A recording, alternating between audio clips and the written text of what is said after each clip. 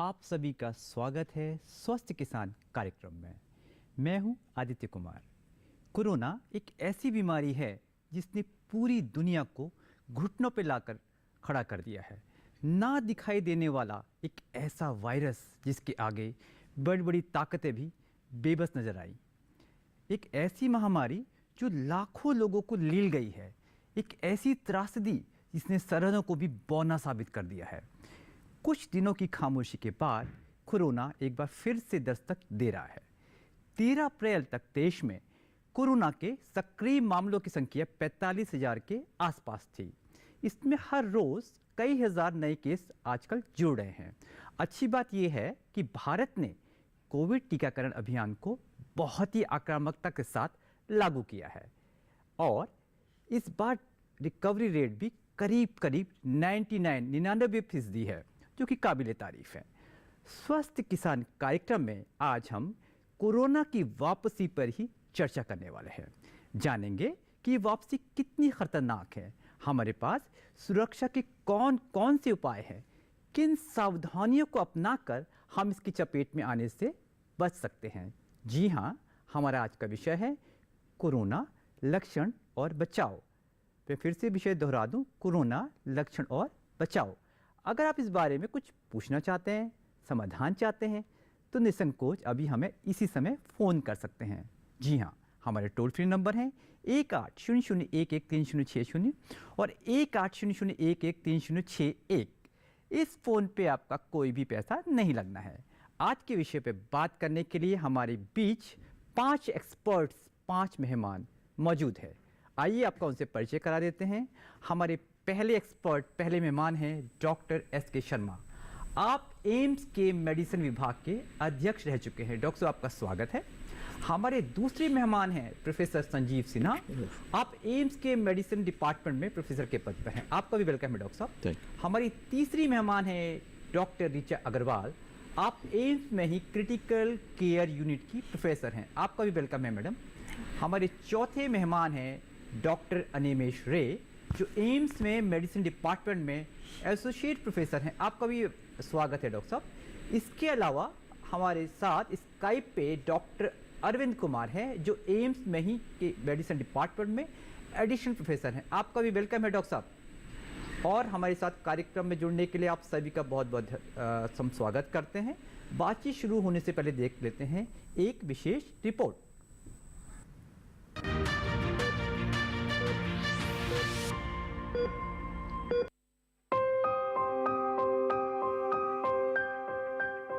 Corona virus की पहचान सबसे पहले चीन के वुहान और हुबई शहरों में 2019 में हुई थी। इसके एक पशुजन्य रोग होने के संकेत मिलते हैं। इसका प्रसार मुख्य रूप से 6 फुट की सीमा के भीतर खांसी और छींक की बूंदों के माध्यम से होता है। इसके अलावा दूषित सतह के संपर्क में आने से भी ये शरीर में प्रवेश कर सकता है। 2020 और 21 में कहर बरपा चुका कोरोना फिर से वापसी कर रहा है और मामले कहीं तेजी से बढ़ रहे हैं। तेज बढ़ते मामलों के पीछे नए वेरिएंट XBB.1.16 को जिम्मेदार माना जा रहा है। विशेषज्ञों का कहना है कि ये ओमिक्रॉन का ही सब वेरिएंट है, जो XBB.1.15 की तुलना में 140% की तेजी से बढ़ रहा है। इसमें भी बुखार, खांसी, गला खराब होना, नाक बहना, थकान, मांसपेशियों में दर्द और दस्त जैसी पेट की समस्याएं हो सकती हैं।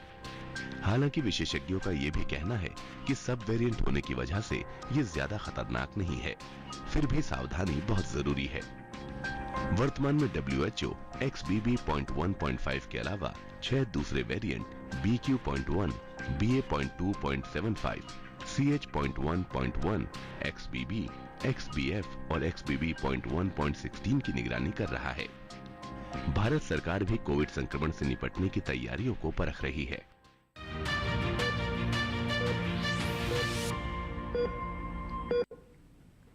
तो आपने देखी एक ज्ञानवर्धक रिपोर्ट। आइए बातचीत की शुरुआत करते हैं।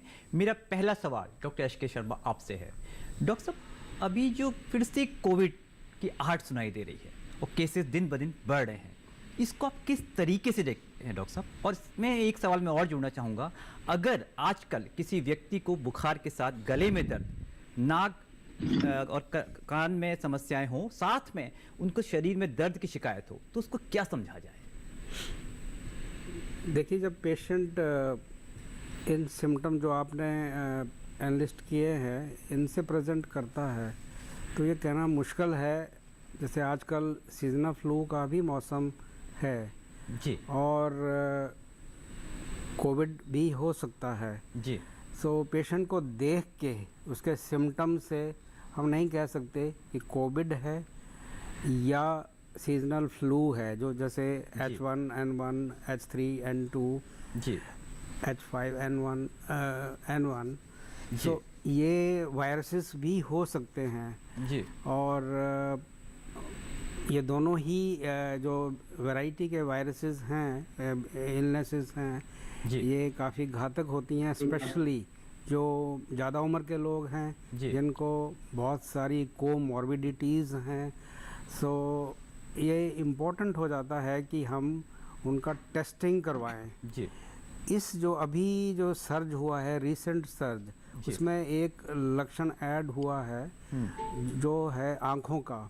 अच्छा, कि- आंखों में भी दिक्कत देखने में आ हाँ रही जी, इसमें स्टिकीनेस ऑफ आईज और रेड कंजक्टिवा, ये एक्चुअली पहले सीजनल फ्लू में भी ऑब्जर्व किया गया डॉक्टर, इसको जाता मैं है। गलत नहीं हूँ तो कंजंक्टिवाइटिस भी आप लोग कहा करते हाँ थे। जी, जी तो ये भी ऐड हो गया है और स्पेशली बच्चों में भी इसको जो पीडियाट्रिशियंस हैं, जो पीडियाट्रिक केसेस देखते हैं, उनका कहना है कि आई सिम्टम से भी लोग आ रहे हैं। बाकी जी। जो आपने कहा वो बिल्कुल ठीक है। जी तो ये कहना मुश्किल है कि कौन सा वायरस है। बिल्कुल। तो इसके लिए मैं ये कहूँगा कि सबसे पहले आप टेस्ट करवाइए। और इसके बारे में मुझे एक चीज़ कहनी है यहाँ पर, जी। एक मैसेज भी बड़ा स्ट्रॉन्ग सा मैसेज देना है। जी वो ये है कि लोग नहीं करवा रहे हैं टेस्ट। दैट इज़ अच्छा। वन थिंग आई जी। Want to say and very emphasize जी वेरी स्ट्रांगली जी कि प्लीज़ एक्चुअली अपना टेस्ट करवाइए, क्योंकि टेस्ट से जो स्पेशली घर के बुज़ुर्ग लोग हैं उनको बचा के रखना है। एक तो वो है, दूसरा सोसाइटी में भी फैलाव नहीं। सोसाइटी में ये फैल सकता है ट्रांसमिशन। जैसे अभी काफ़ी ज़्यादा सर्ज हो रहा है, जी। आंकड़े बता रहे हैं कि काफ़ी ज़्यादा बिल्कुल फैल डॉक्टर रहा साहब, है। बिल्कुल डॉक्टर साहब, आपका क्लियर मैसेज है एक्सपर्ट्स का कि एक जिम्मेदार नागरिक के तौर पे हमें अपनी जिम्मेदारी समझनी होगी और सोसाइटी में और लोग में ना फैलें, क्योंकि बेहद कंटेजियस है, जैसे कि हमारे एक्सपर्ट बताते हैं। तो हमें एहतियात तो बरतने की ज़रूरत है दूसरों के लिए भी। इस बीच हमारे प्रोग्राम को देखते हुए एक दर्शक जुड़ चुके हैं, विपिन है सागर मध्य प्रदेश से। विपिन, स्वागत है आपका हमारे कार्यक्रम में, अपना सवाल पूछिए। जी सर, नमस्कार सर। मेरे दो सवाल है। हाँ जी। पहला सवाल सर ये था कि कोविड को लेकर अभी वर्तमान में कौन कौन सी गाइडलाइंस है जिन्हें हमें फॉलो करना चाहिए। दूसरा सवाल ये था कि जो लोग डर रहे हैं कोविड को, जो मीडिया न्यूज में देख के, तो उनसे क्या कहना चाहेंगे, आगे स्थिति क्या होगी। ठीक है विपिन, मैं डॉक्टर सिन्हा आपका रुख करना चाहूँगा। डॉक्टर साहब, अगर आप इनके सवाल का जवाब दें। हाँ, पहले तो मैं आपके प्रोग्राम के माध्यम से सभी दर्शकों को नमस्कार कहना चाहता हूँ। जी और जैसा कि आपने पूछा कि कोविड की कौन सी गाइडलाइन हम लोग फॉलो कर रहे हैं, तो मैं ये बताना चाहूँगा कि ICMR, एम्स और ministry of health and family welfare ने जी गाइडलाइन दी हैं, जिसमें कि सारा कुछ बताया गया है कि किस तरह से हमें प्रिवेंट करना है, कैसे ट्रीटमेंट करना है अगर कोविड हो जाता है। जी तो पहले तो मैं ब्रीफली ये भी बताना चाहूँगा कि कैसे हमें क्या क्या एहतियात बरतने चाहिए।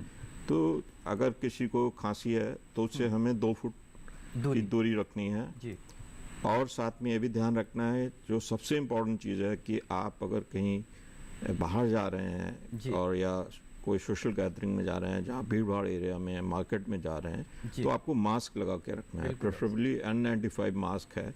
अगर आपके पास N95 नहीं है तो आप कपड़े से भी बना हुआ मास्क यूज़ कर सकते हैं। जी रुमाल को यूज़ कर सकते हैं, या सर्जिकल मास्क जो नीले रंग के आते हैं मार्केट में। बल्कि हमारे माननीय प्रधानमंत्री तो शुरुआती दौर पे गमछे को भी मास्क की तरह इस्तेमाल किया था, जो कि एक बैरियर का काम करता है। डॉक्टर साहब जी हाँ, तो इससे आपको काफ़ी प्रोटेक्शन मिलेगा। जी। और तीसरा जो हमें ध्यान रखना है कि जो है, अगर कोई सिम्टम्स होते हैं आपको, जैसे प्रोफेसर शर्मा ने अभी बताया कि अगर आपको खांसी होती है, जुकाम हो जाता है, और गले में खराश हो जाती है, नेजल डिस्चार्ज होता है, हेडेक होता है, फीवर होता है जी। इसमें फीवर जो है moderate to high grade fever हो सकता है कप, और आपको साथ में लूज मोशन भी हो सकते हैं जैसे आपने दिखाया।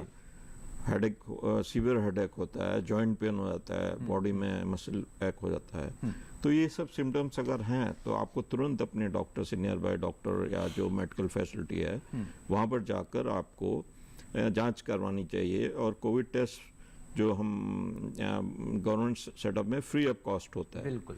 और गवर्नमेंट ने बहुत अच्छी फैसिलिटी प्रोवाइड करी है प्राइवेट सेक्टर में भी, और एक रेट की सीलिंग हो गई है कि इस रेट से ज़्यादा नहीं, 500 से कम पे ही लगते हैं प्राइवेट सेक्टर में भी।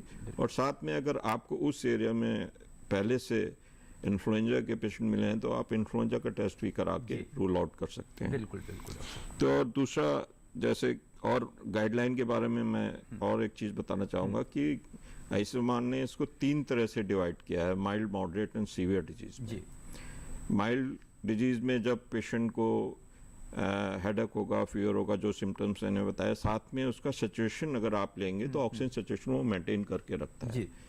और मॉडरेट डिजीज में क्या होगा कि उस पेशेंट को सैचुरेशन कम होने लगता है, ऑक्सीजन सैचुरेशन लेवल्स कम होने लगते हैं, सांस फूलने लगती है, और ब्लड प्रेशर भी लो हो सकता है। और अगर पेशेंट को कोमॉर्बिडिटीज हैं जैसे डायबिटीज़ है, एज मोर देन 60 ईयर्स है, क्रोनिक किडनी डिजीज है, क्रोनिक लिवर डिजीज है, और क्रोनिक रेस्पिरेटरी डिजीज हैं, तो या इम्यूनोसप्रेसिव कैंसर डिजीजेज हैं, इन सब चीज़ों के अगर होते हुए हैं तो तुरंत उनको हॉस्पिटल ले जाकर ऑक्सीजन देने की ज़रूरत होती है। बिल्कुल। तो ये घर पे ही रहकर अगर आपके पास ऑक्सीमीटर है तो आप ऑक्सीजन फिंगर प्रोब से नाप सकते हैं। बिल्कुल। और तुरंत अगर ऐसी सिचुएशन आती है तो आपको नियर बाय हॉस्पिटल में जाके डॉक्टर से राय लेकर अगर ज़रूरत होती है तो उनको एडमिट किया जाता है। बिल्कुल। और अगर वो रिस्पॉन्ड नहीं करते हैं तब हम सीवियर स्टेज आती है तो वेंटिलेशन करने की ज़रूरत पड़ती है जी और या आईसीयू में रखने की ज़रूरत पड़ती है। तो ये 3 गाइडलाइन आयुष्मान ने दी हैं। साथ में दूसरा क्वेश्चन, हाँ डॉक्टर साहब, यही मैं ये जानना चाह रहा था कि कब मरीज़ों को, जो सीरियस मरीज़ हैं उनको कब ज़रूरत पड़ जाती है आईसीयू की। मैं इसके लिए रुक करना चाहूँगा डॉक्टर ऋचा अग्रवाल मैडम आपका, ये कौन से मरीज़ हैं जिनको आईसीयू की ज़रूरत पड़ती है? हाँ, जैसा कि सर ने बताया कि हम मॉडरेट और सिवियर डिजीज़ को हम आइडेंटिफाई करते हैं। मॉडरेट का मतलब होता है कि सांस लेने की इंसान थोड़ा जल्दी सांस लेता है। अगर हम माने कि 20 से 24 से ज़्यादा सांस ले रहा है तो हम मान सकते हैं कि उसको मॉडरेट टू सिवियर डिजीज़ है 1 मिनट में। और सैचुरेशन जो हम ऑक्सीमीटर से देखते हैं उसको अगर उंगली पे लगाएं और उसकी सैचुरेशन 94% से कम आ रही है तो उसको हम बोलते हैं कि मॉडरेट डिजीज़ है। और सिवियर तब बोलते हैं अगर वो 90% से कम आ रही है। तो ये मॉडरेट टू सिवियर डिजीज़ के पेशेंट्स को आईसीयू की ज़रूरत पड़ सकती है।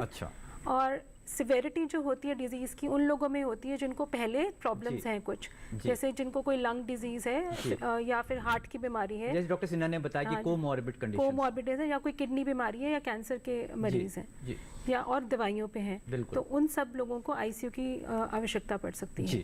डॉक्टर अरविंद, आपको मेरी आवाज़ आ रही है? डॉक्टर अरविंद, अगर आप मुझे सुन पा रहे हैं तो मैं आपसे एक सवाल पूछना चाहूँगा।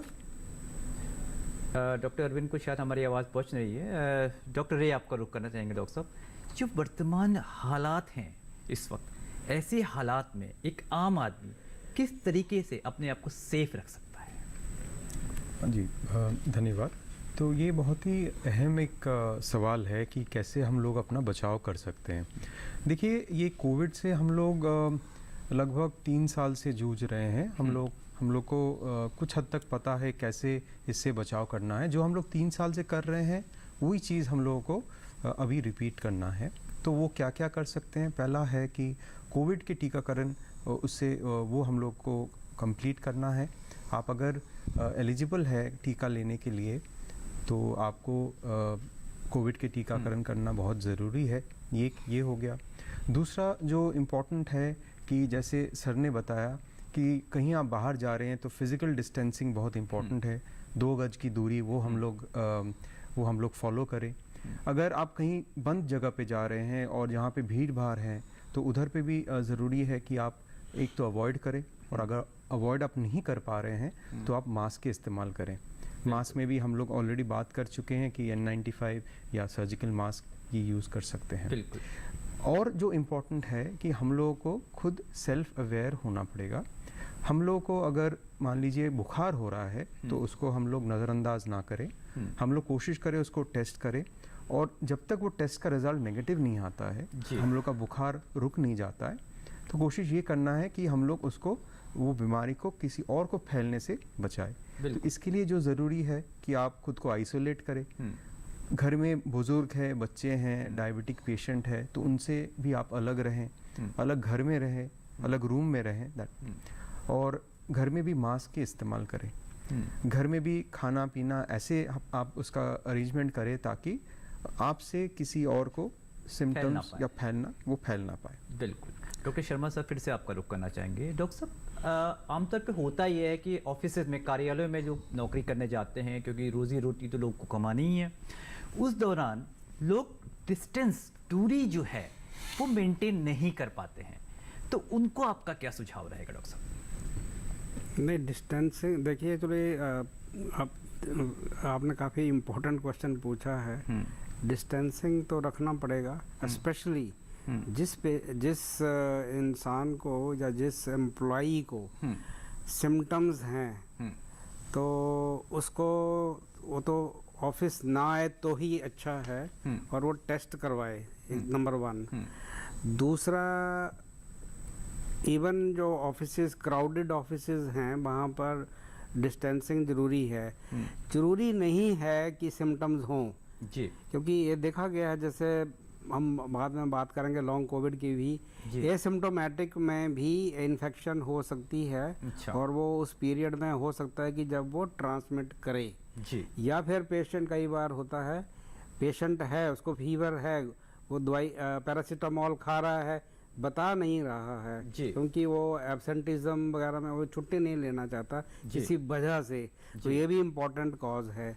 जैसे डॉक्टर अनिमेश रे ने बताया, वैक्सीनेशन।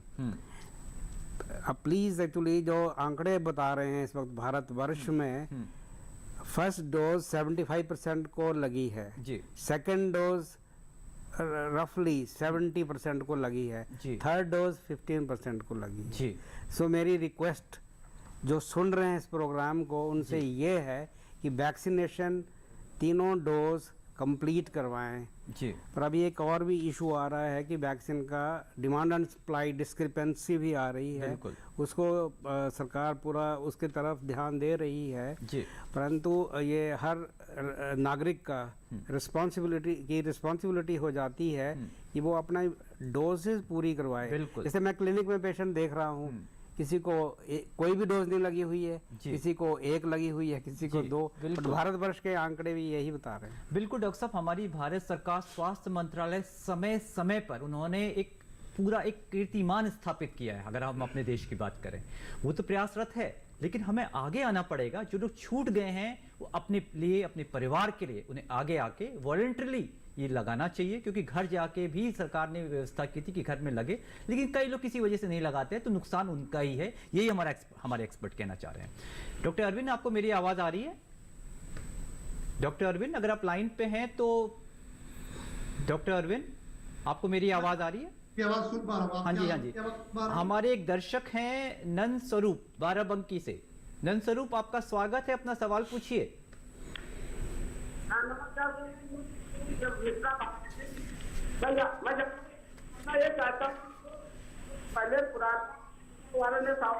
आपकी आवाज कट के आ रही है, आप थोड़ा सा कवरेज एरिया में आके बात करिए या मोबाइल से बात मत करिए। जी जी, मैं जाना है वाले में बढ़ती जाती है। हम आपको सुन नहीं पा रहे हैं। अगर मैं, हेलो, हाँ जी, आपकी आवाज ना कट के आ रही है, आप पूरा साफ अगर बोलें तो बेहतर रहेगा। पहला कोरोना वायरस सर आया था, तो इसलिए जो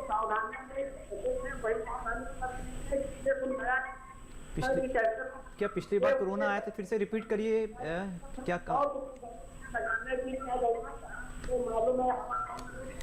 अच्छा, ठीक है, हम आपको समझ चुके हैं। डॉक्टर अरविंद, ये जानना चाह रहे हैं, जो पिछली बार कोरोना आया था उस दौरान जो हमने सावधानियां बरती थी, क्या वही सावधानियां इस बार भी हमें बरतनी होंगी? हाँ बिल्कुल। पहले तो सारे दर्शकों को मेरा सादर नमस्कार जी। बहुत सिंपल सा सवाल है और बहुत सिंपल इसका जवाब है। ये बिल्कुल ही जो सावधानियां हम बरतते आ रहे हैं लास्ट 1-2 सालों से, बिल्कुल वही सावधानियां हैं। 2 गज की दूरी, खास करके जिसको सिम्टम्स है वो मास्क पहने और अपने हाथों को बार बार साबुन का इस्तेमाल करके धोएं। जी। तो सावधानियां लगभग वही हैं। और चौथी है कि जो अपनी वैक्सीनेशन जो डॉक्टर शर्मा ने कहा वो कंप्लीट करें। बिल्कुल। अगर किसी की वैक्सीनेशन कंप्लीट है तो उसको कंप्लीट करें। तो सावधानियां वही हैं, बिना डरे हुए सतर्कता की जरूरत है। हमें अपने आप आसपास अपने माहौल को क्लोज वॉच में रखना है, ऑब्जर्व करना है और बिना डरे हुए उन्हीं सावधानियों के साथ आगे बढ़ना है। बिल्कुल ठीक है, धन्यवाद डॉक्टर अरविंद। हम आपको फिर से सवाल पूछेंगे, आप लाइन पे बने रहिए।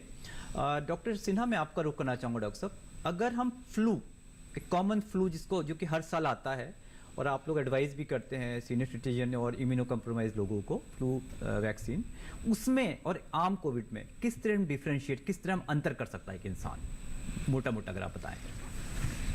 देखिए मैं बताना चाहूँगा कि कोविड में क्या सिम्टम्स होते हैं। पहले मैं ये एक्सप्लेन कर देना चाहता हूँ कि कोविड में एक तो पेशेंट को हाई ग्रेड फीवर होगा जी, सोर थ्रोट होगा, नेजल डिस्चार्ज होगा, खांसी हो सकती है साथ में, और जैसा कि कुछ पेशेंट में ऐसा भी देखा गया है कि उसमें लूज मोशन और वॉमिटिंग भी हो जाती हैं। अच्छा। साथ में बॉडी एक, हेडेक और आंखों के पीछे आपको दर्द फील होता है और जॉइंट पेन होता है जी। ये तो कॉमन सिम्टम्स हैं जी। और देखिए बहुत ज़्यादा डिफरेंस नहीं होता अगर आपको फ्लू हो रहा है, आप ये कहना चाह रहे हैं। हाँ, तो मिलते जुलते ही सिम्टम्स होते हैं जी। तो इसीलिए प्रोफेसर ने कहा था कि आपको रूल आउट करना जरूरी है, क्योंकि इस सीजन में जब चेंज ऑफ वेदर होता है तो काफ़ी मरीजों को जो है इन्फ्लुएंजा भी हो जाता है, जिसे हम सीजनल फ्लू कहते हैं। तो ये हमें ध्यान रखना है। और साथ में कोविड के लिए इसलिए ज़्यादा अलर्ट होने की ज़रूरत है क्योंकि ये और लोगों में बिल्कुल ईजिली फैलेगा और नुकसान कर सकता है। जैसे एल्डरली पीपल हैं, इम्यूनो कॉम्प्रोमाइज्ड हैं, उन मरीजों में ज़्यादा ध्यान रखने की ज़रूरत है जी। फिर भी इस तरह के अगर सिम्टम्स हैं तो तुरंत आप अपने को आइसोलेट करके टेस्टिंग करवाइए, कोविड की टेस्टिंग कराइए। और अगर आपको पॉजिटिव आता है तो आपको आइसोलेशन में रहना पड़ेगा 5 से 7 दिन के लिए। और इसमें ये भी देखना पड़ेगा कि लास्ट के 3 दिन अगर आपको बुखार नहीं है तो फिर आप आइसोलेशन से बाहर आ सकते हैं। बिल्कुल। और मास्क के साथ आप अपनी डेली एक्टिविटी दिनचर्या शुरू कर सकते हैं, क्योंकि हमारे एक्सपर्ट साफ साफ कह रहे हैं कि अगर आपको इस तरह के सिम्टम्स आते हैं आप उसको छुपाइए मत, आप टेस्ट कराइए और अपने को आइसोलेट करिए, वरना नुकसान आपका, आपके परिवार का और समाज का तो है ही। तो अच्छे जिम्मेदार नागरिक होने का परिचय दीजिए और आगे आइए। इस बीच हमारे अंतराल का या ब्रेक का समय हो गया है, छोटे से अंतराल से लौटते हैं, तब तक हम हमारे कार्यक्रम में बने रहिए।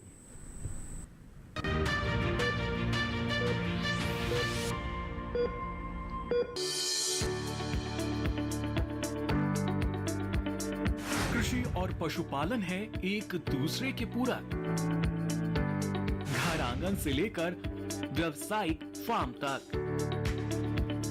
मुर्गी पालन से लेकर रेगिस्तान के जहाज तक।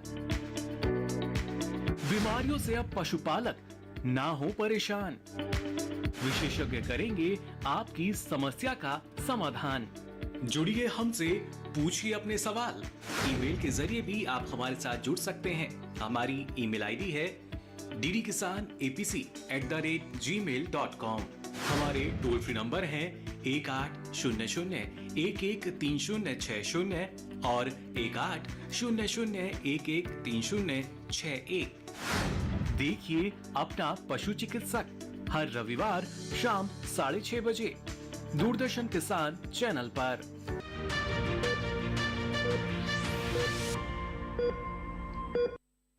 डॉक्टर अग्रवाल, आपका रुक करना चाहेंगे। मैडम आईसीयू में किस तरीके से मरीजों का इलाज किया जाता है, थोड़ा सा इस विषय में बताइए। और इसमें एक सवाल मैं और जोड़ना चाहूँगा, क्या डिस्चार्ज होने, आईसीयू से डिस्चार्ज होने के बाद लोग नॉर्मल लाइफ में वापस आ सकते हैं? जो कोविड है वो 80% लोगों में माइल्ड होता है जी। तो आईसीयू की ज़रूरत जो होती है वो सिर्फ 10 to 20% लोगों को ही ज़रूरत पड़ती है। तो उसमें हमें सबसे पहले तो ऑक्सीजन देना होता है। हर पेशेंट को वेंटिलेटर की ज़रूरत नहीं होती है जी। हम कुछ पेशेंट्स को सिर्फ ऑक्सीजन जो हम दूसरे यंत्रों से दे सकते हैं उस पे मैनेज कर सकते हैं। तो पहली चीज़ होती है कि हमें ऑक्सीजन मैनेज करनी है, उसके लिए हम उनको मास्क लगाते हैं। डिफरेंट टाइप के मास्क अवेलेबल हैं, ठीक है। हाई फ्लो ऑक्सीजन लगाते हैं, जो उस पर भी हम मेंटेन नहीं कर पाते उनको हम वेंटिलेटर पे डालते हैं जी। तो पहला तो होता है कि ऑक्सीजन की मात्रा को शरीर में सही करना सबसे पहले। उसके साथ साथ हम उनका हार्ट का भी देखते हैं, उनको ब्लड प्रेशर ठीक रहना चाहिए, हार्ट रेट ठीक रहना चाहिए, उनको फीवर की दवाई देते हैं और उनको कफ की दवाई देते हैं। साथ में जो और एडिशनल दवाइयाँ देनी होती हैं उनके सारी कोमॉर्बिडिटीज देखकर वो भी ऐड करते हैं। बिल्कुल, बहुत अच्छे से बताया मैम आपने। डॉक्टर रे आपका रुकना चाहेंगे। डॉक्टर साहब, जिन लोगों को पिछली बार कोविड हो चुका है दोनों वेव्स में, अगर इस बार फिर से खुदा न खास्ता हो जाए तो क्या खतरा ज़्यादा रहता है ऐसे लोगों को? देखिए एक जो चीज़ हम लोग को समझना पड़ेगा कि पुराना आपका एक बार पहले भी इन्फेक्शन अगर हो चुका है पहले वेव में या दूसरे वेव में, आप फिर से कोविड-19 डिजीज़ आपको हो सकता है। तो अभी जो रिसर्चेस वगैरह हुआ है उसमें ऐसे डेफिनेटली कुछ बताया नहीं गया है कि पहले एक बार माइल्ड हुआ है तो दूसरी बार भी माइल्ड होगा, या उल्टा पहले माइल्ड हुआ है तो इस बार सीवियर होएगा। ऐसा कुछ रिसर्च में अभी तक पता नहीं चला है। नेचुरल इन्फेक्शन या कोविड-19 इन्फेक्शन आपका माइल्ड, मॉडरेट या सीवियर जो भी हो, एक बार आपको हो जाए तो नेचुरल इम्यूनिटी आपका डेवलप्ड होता है। बट वो नेचुरल इम्यूनिटी आपको अगले इन्फेक्शन से किस हद तक बचा सकता है इसके बारे में भी अभी तक क्लैरिटी नहीं है। तो इसलिए जो इम्पोर्टेंट है कि हम लोगों को पिछले बार कोविड-19 हो चुका है तो इस बार हम लोग सेफ है, इस बार मास्क की ज़रूरत नहीं है, या फिर इन्फेक्शन होगा तो वो माइल्ड होगा, ऐसा सोचना भी सही नहीं है। बिल्कुल डॉक्टर साहब। डॉक्टर अरविंद, अगर आप लाइन पे हैं तो हम आपसे सवाल पूछना चाहेंगे। हाँ डॉक्टर अरविंद, स्कूल्स जो होते हैं, बच्चे स्कूल जा रहे हैं, स्कूल्स की क्या भूमिका रहती है कोविड के लिए? जो मेरे अपनी समझ से और हमारे अपने अभी नज़दीक के अनुभवों से ये हम कह सकते हैं कि स्कूल एक बहुत बड़ा माध्यम है गार्जियंस को और बच्चों को एजुकेट करने का। बिल्कुल।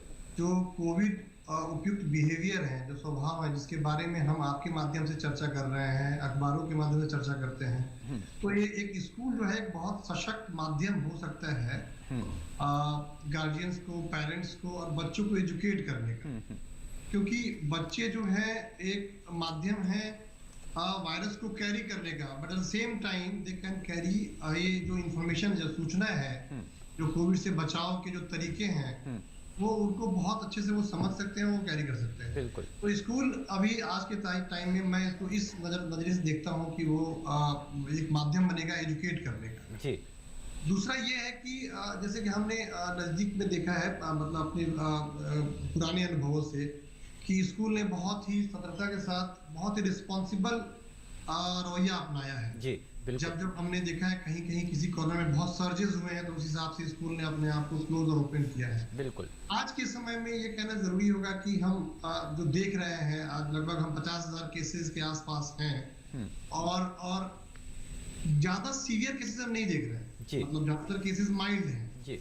माइल्ड केसेस में बहुत सारी चीजों का रोल है। वो पुराना, जैसे डॉक्टर निमेश ने कहा, तो इम्यूनिटी, वैक्सीनेशन, अवेयरनेस जो लोगों का है, तो उस हिसाब से स्कूल जो है चलते रहे अपने, लेकिन उस चलने में जो बचाव का जो तरीका है वो कारगर ढंग से चले, ताकि इससे ज्यादा स्कूल को अभी कुछ इस तरह से होल्ड करने की और क्लोज करने की जरूरत नहीं है। बिल्कुल।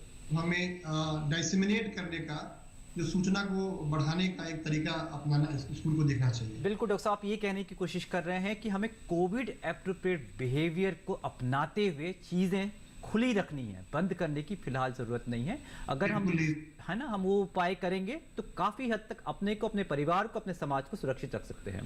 डॉक्टर शर्मा सर, आपका रुख करना चाहेंगे। डॉक्टर साहब, लॉन्ग कोविड की समस्या बड़ी सुनने में आती है, इसके बारे में बताएं डॉक्टर साहब कि किस तरीके से इसका इलाज और किस तरह इसका प्रिवेंशन या बचाव किया जा सकता है। देखिए एक्चुअली जो लॉन्ग कोविड है इसके बारे में जो कट ऑफ टाइमिंग है उसमें क्लैरिटी अभी तक नहीं आई है। अच्छा। और अगर आप डिफरेंट गाइडलाइंस देखें साइंटिफिक ऑर्गेनाइजेशन की, जी। CDC की, WHO जिनेवा की, और even ministry of health family welfare की, हमारी कंट्री की। जी। सो बट एक्चुअली यूजली जब आपके जो लक्षण हैं जी। और कुछ लक्षण जो जैसे बुखार तो उतर गया, जी। ऑक्सीजन सैचुरेशन ठीक हो गई, परंतु कुछ जैसे ब्रीदिंग डिफ़िकल्टी है वो आपको रह गई। जी। और अगर 1 महीने से ज़्यादा पीरियड होता है तो आप वहाँ पर डॉक्टर जो है हेल्थ केयर प्रोवाइडर वो सस्पेक्ट करना शुरू कर देता है कहीं लॉन्ग कोविड की तरफ अग्रसर तो नहीं हो रहा है पेशेंट। बिल्कुल। और दूसरा तो वो अपने एक्चुअली जो कट ऑफ पीरियड रखा हुआ है वो 12 हफ्ते का रखा हुआ है। अच्छा। जैसे और अगर आप मेरे को बोलें कि एक लाइन में आप इसको बोलें कि कितने लोगों को ये होता है, जी। सो आई विल से कि 10 में से 1 को होगा। अच्छा। सो मतलब 10% बिल्कुल रफली यू कैन से।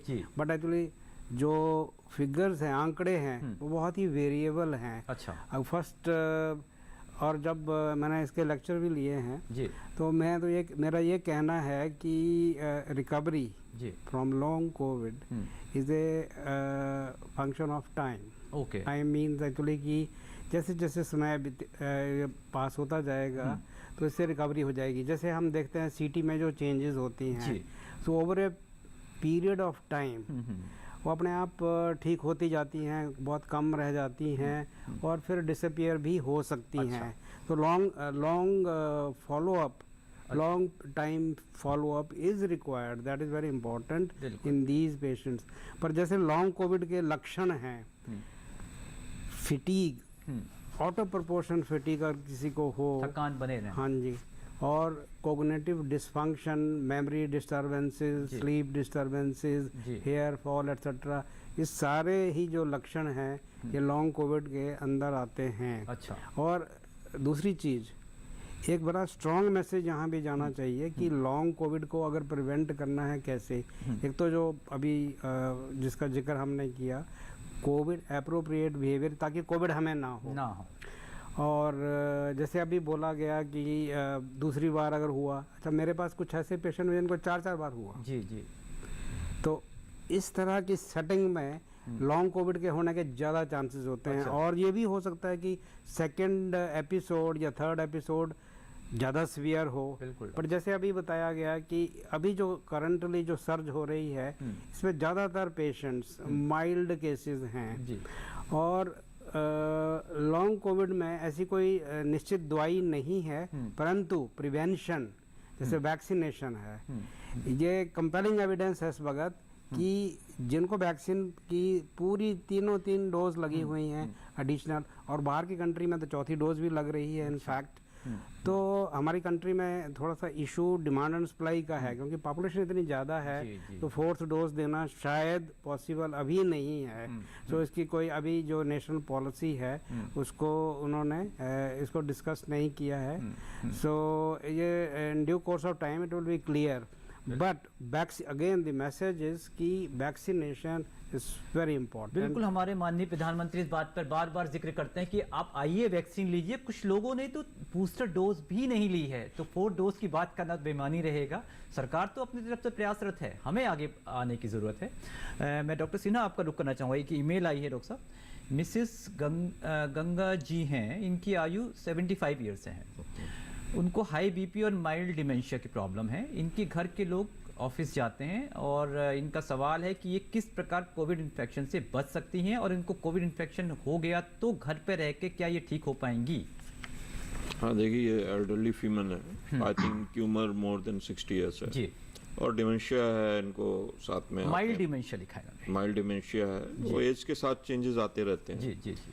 तो एक तो पहले ही हाई रिस्क ग्रुप में आ गए क्योंकि इनका एज मोर देन 60 ईयर्स है जी, और साथ में इनको हाइपरटेंशन भी है। बिल्कुल डॉक्टर साहब, 2 रिस्क फैक्टर हो गए इसमें। तो इनको तो देखिए अप्रोप्रिएट कोविड बिहेवियर को फॉलो करना पड़ेगा। ये मास्क यूज़ करना पड़ेगा, फेस मास्क यूज़ करना पड़ेगा, सोशल डिस्टेंसिंग रखनी पड़ेगी और साथ में प्रॉपर हैंड हाइजीन रखनी पड़ेगी। भीड़ भाड़ की जगहों में जाने को अवॉइड करें। और घर में अगर किसी को सिम्टम्स होते हैं, जैसा कि हम लोग ने डिस्कस किया, कोविड के सिम्टम्स होते हैं, खांसी, बुखार, जुकाम, हेडेक, बॉडी एक, ये सब अगर होते हैं तो इमिडिएटली आप अपने को आइसोलेट करिए दूसरों से और साथ में जांच कराएं, तुरंत जांच कराएं कोविड की। और अगर कोविड पॉजिटिव आता है तो उसके लिए जो भी हमारी गाइडलाइन है जो हम लोगों ने डिस्कस किया है उसको पूरी तरह से फॉलो करें। डॉक्टर साहब, इन्होंने एक बात पे बड़ा जोर दिया था 2-3 बार, वो यही पूछना चाह रही थी कि क्या अगर इनको हो जाता है तो घर पे रह के ठीक हो सकती है, तो उसमें आप क्या बताना चाहेंगे? तो उसमें ये देखिए, हम लोग ने ये डिस्कस किया है कि आईसीएमआर, एम्स और ministry of health and family welfare ने गाइडलाइन दी है माइल्ड मॉडरेट सीवियर। जी। तो हमें देखना, ये हाई रिस्क ग्रुप में आती हैं। जी, अच्छा। तो हमें देखना पड़ेगा अगर माइल्ड सिम्टम्स हैं जी। तो घर में ही रहकर जो डॉक्टर की सलाह के साथ अपने आप इलाज ना करें, डॉक्टर की सलाह के साथ टच में रहें डॉक्टर्स के।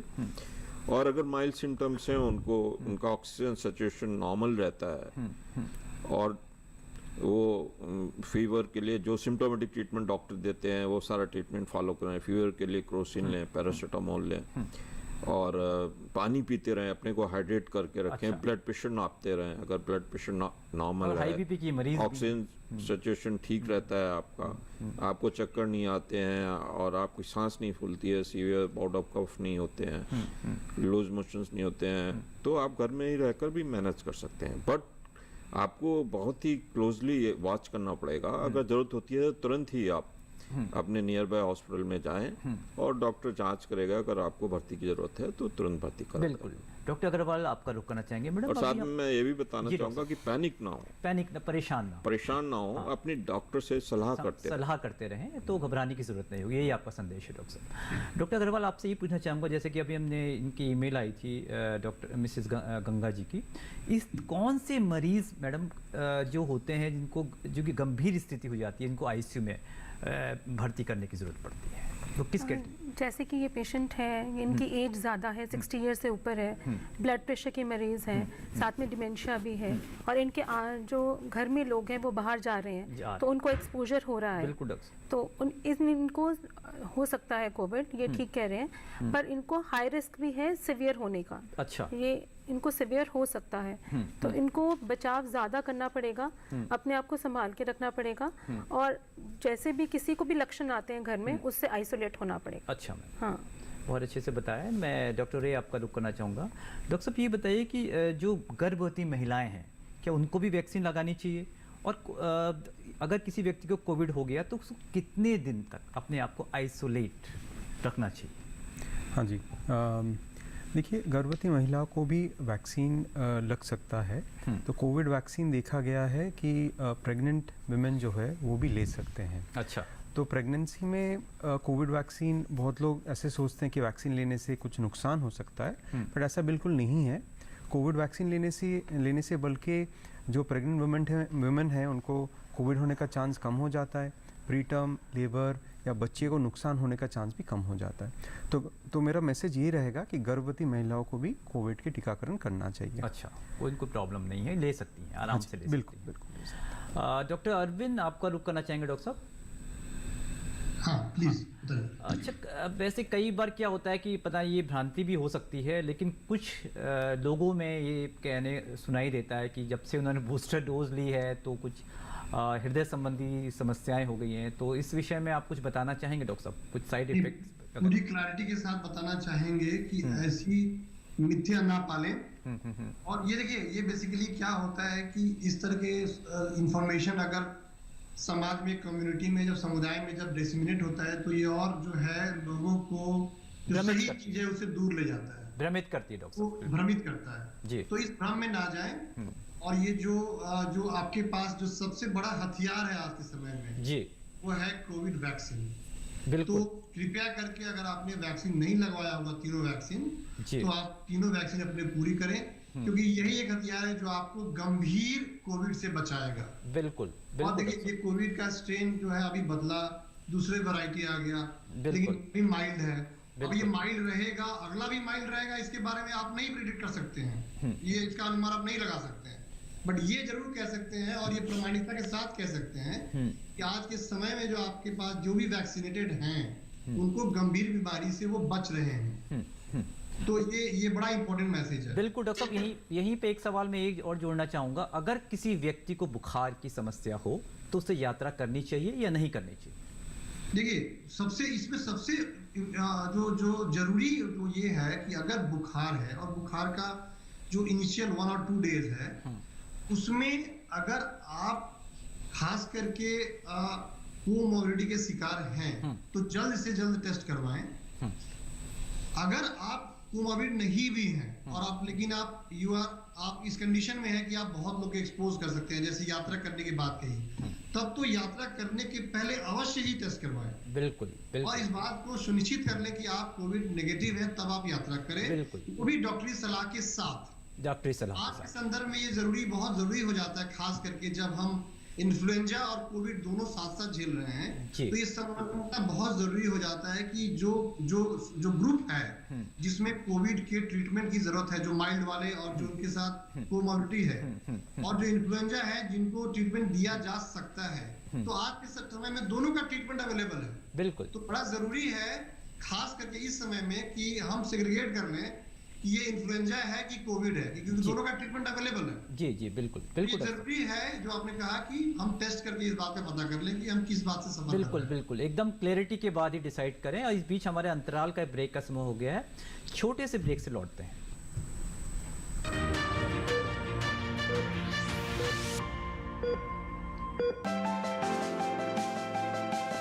खेती की उन्नत तकनीक हो या हो नवाचार, आधुनिक पशुपालन हो या दूध की बहती धार, 5 सफल किसानों की या नए कृषि व्यवहार, 5 दशक का साथी, 5 दशक का अपनापन। कृषि दर्शन सोमवार से शुक्रवार शाम 5:30 पर।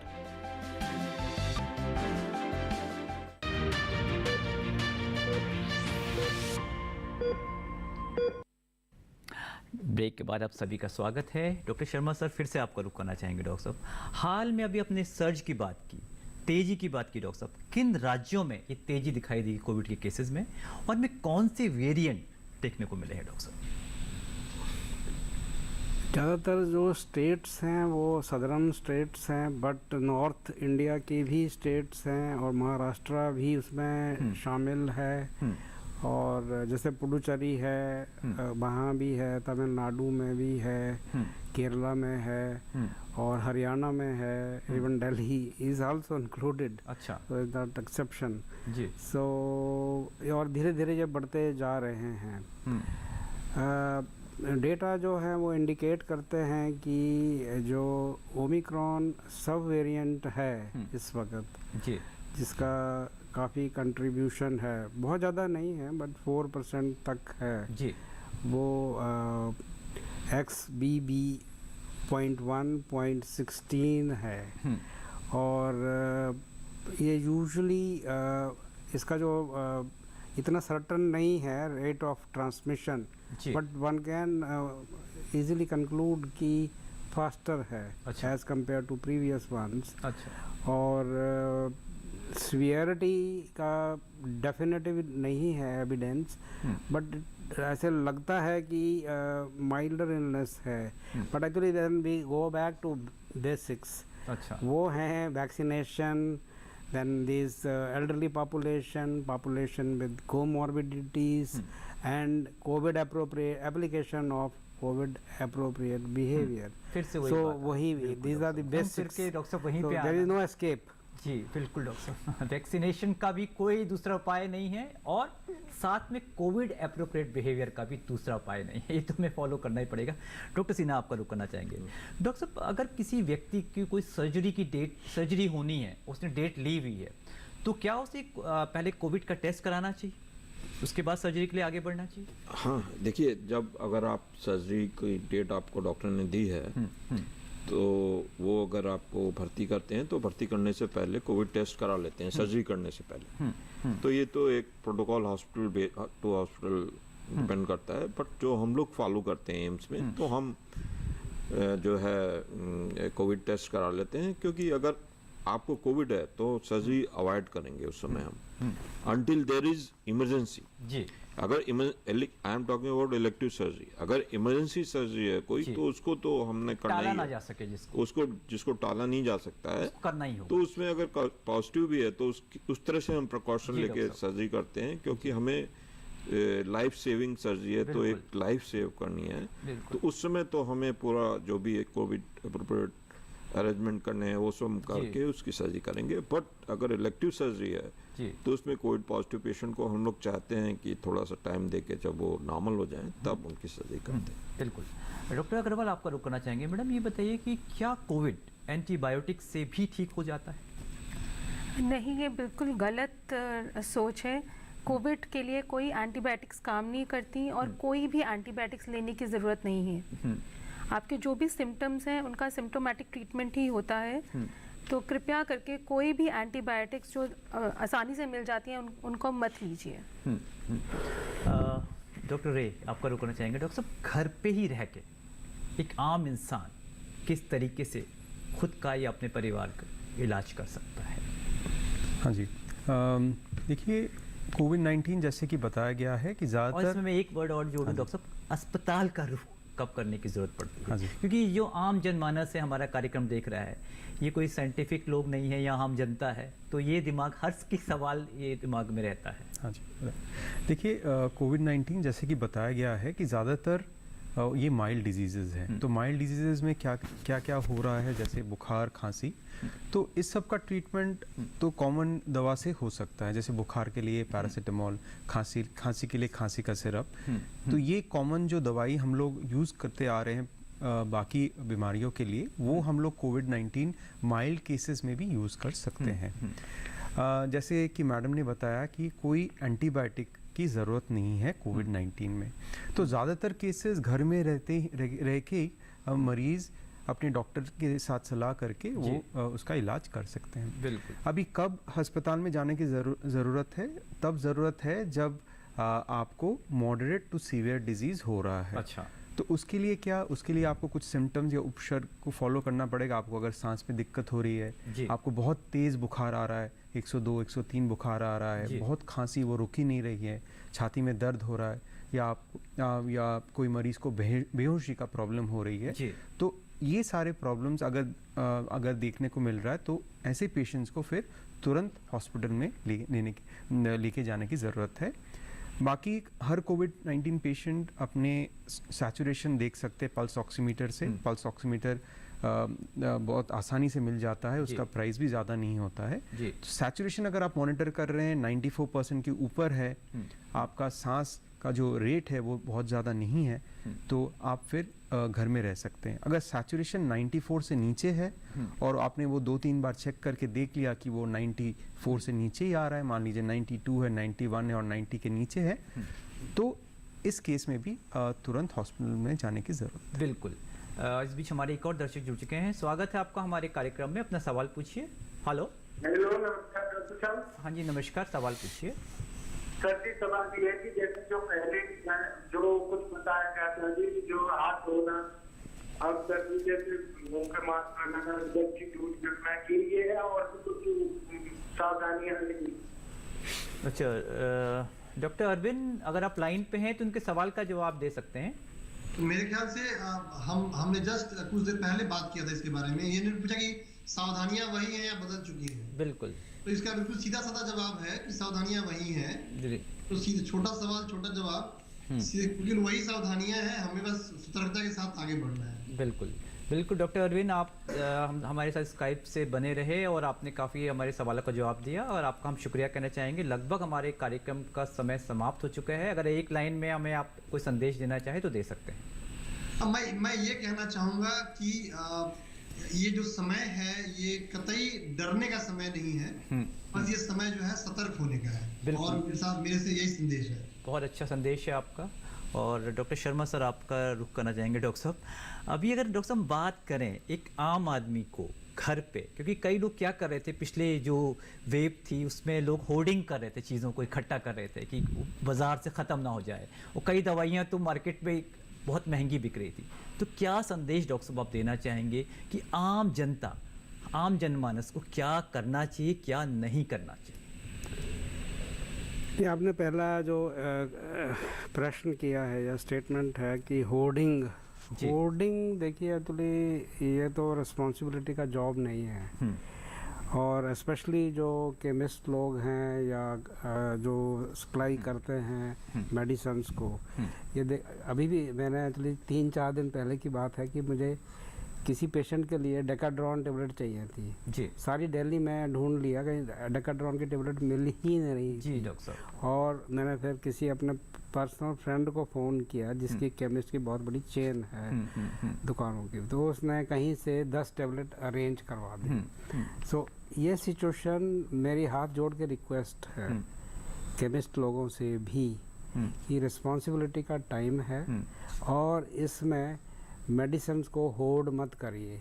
नंबर 2 मेरा मैसेज ये होगा, बहुत लाउड एंड क्लियर होना चाहिए कि किसी को थ्रोट में इरिटेशन हो रही है, वो केमिस्ट की दुकान में वॉक इन कर जाता है, कहता है मुझे एजिथ्रोमाइसिन का 5 दिन का कोर्स चाहिए जी डॉक्टर साहब। वो तो इजीली अवेलेबल है, ओवर द काउंटर मेडिसिन है। मेरी उनसे भी ये रिक्वेस्ट है कि देयर इज़ नो एविडेंस, क्योंकि ये वायरस की बात हो रही है या एंटीबायोटिक की बात हो रही है जो बैक्टीरिया पे काम करता है, और एजिथ्रोमाइसिन बहुत ही प्रेशियस मेडिसिन है हम डॉक्टरों के लिए। और एटिपिकल निमोनिया है, नॉन ट्यूबरकुलस माइकोबैक्टीरियल इन्फेक्शन, तो उसमें ड्रग ऑफ चॉइस है वो। सो अगर इस तरह से एब्यूज़ होता रहा ड्रग का तो ड्रग रेजिस्टेंस उभर के आ जाएगा, और शुरू हो गया बिल्कुल डॉक्टर साहब, आप यही कहना चाह रहे हैं, मिसयूज नहीं करना है, उसको यूज करना है, और वो एक्सपर्ट पे छोड़िए। हम अपना दिमाग या ओवर द काउंटर मेडिसिन लेने की ना कोशिश करें, क्योंकि एक एंटीबायोटिक्स के बनाने में काफ़ी साल लग जाते हैं, अगली एंटीबायोटिक्स का आने में बहुत साल लग जाते हैं, कि रिसर्च का विषय है। अगर आप सारी एंटीबायोटिक्स खत्म हो जाएंगी तो इलाज भी संभव नहीं हो पाएगा। और मैं रुक करना चाहूँगा डॉक्टर सिन्हा आपका, आप जो भी संदेश हमारे दर्शकों को देना चाहें। देखिए, मैं आपके माध्यम से सभी दर्शकों को ये संदेश देना चाहूँगा कि आप अप्रोप्रिएट कोविड बिहेवियर को फॉलो करें, पैनिक ना हो, बिल्कुल मास्क लगाएं, सोशल डिस्टेंसिंग रखें, हैंड हाइजीन रखें, और अगर ये बीमारी हो जाती है तो इसकी डॉक्टर से सलाह लेके जो भी इलाज है इसका उसको फॉलो करें और अपने को आइसोलेशन में रखें। बिल्कुल। और मैं ये बताना चाहूँगा, जो इस बार अभी ये अपसर्ज हुआ है, ये एक माइल्ड फॉर्म है और इसमें कोई भी पैनिक होने की जरूरत नहीं है। बिल्कुल डॉक्टर रिचा। और सभी लोग अपने बूस्टर डोज लें। बूस्टर डोज बिल्कुल, जिन्होंने नहीं लिया है वो भी लें, वो प्लीज़ अपना बूस्टर डोज इमीडिएटली। बिल्कुल। डॉक्टर अग्रवाल। हाँ, मेरा सिर्फ यही कहना रहेगा कि जो भी लोग जिनको सिम्टम्स आते हैं वो अपना टेस्ट ज़रूर कराएं, उसको छिपा के ना रखें बीमारी को कि मुझे अगर मैं टेस्ट कराऊंगा और मेरा पॉजिटिव आ गया तो मुझे आइसोलेशन में रहना पड़ेगा या क्वारंटाइन करना पड़ेगा। आप तो बेशक ठीक रह सकते हैं, बट आप काफ़ी लोगों को फैला सकते हैं और जिनको सिवियर डिजीज हो सकती है, तो इसलिए बेटर है कि आप अपना टेस्ट कराएं। बिल्कुल। डॉक्टर रे, एक सवाल सबके दिमाग में है, अगर आप उसका जवाब दे दें, अगर जो भी ये आपको समझ में आ रहा है कि लोग उगता चुके हैं कोविड-19 से, आपको क्या लगता है कि कब इसका अंत होगा? कोई कुछ इस तरीके से आप अगर बताना चाहें तो। देखिए, इसका जवाब मुझे लगता है किसी को पता नहीं है जी, बट कैसे होगा ये हम लोग को शायद पता है। ये वैसे ही हो सकता है अगर हम लोग कोविड अप्रोप्रिएट बिहेवियर, कोविड टीकाकरण को फॉलो करें। पहले भी ऐसा हुआ है कि कोविड की बहुत डेडली वेव्स आए हैं, हम लोग उस सब से उभर के आए हैं, तो इस बार भी इस वेव को, इस सर्ज को भी हम लोग उसको हरा सकते हैं अगर हम लोग सारे जो प्रयास करें। यही कहना चाह रहे हैं डॉक्टर साहब। डॉक्टर साहब, हम उम्मीद करते हैं कि दर्शक आपकी दी गई सलाह से लाभान्वित होंगे। आप पांचों का बहुत बहुत धन्यवाद। अगर आपको कोई सुझाव हो तो आप हमें लिख भी सकते हैं या मेल भी कर सकते हैं। हमारा पता है डीडी किसान, कमरा नंबर 38, केंद्रीय कार्यक्रम निर्माण केंद्र, दूरदर्शन, खेलगांव, नई दिल्ली 110049। आप हमें ईमेल भी कर सकते हैं। हमारा ईमेल एड्रेस है swasthkisan@gmail.com। आज के लिए बस इतना ही। अगले सप्ताह आपसे फिर मुलाकात होगी। तब तक आप स्वस्थ रहें और मंगल रहें। नमस्कार।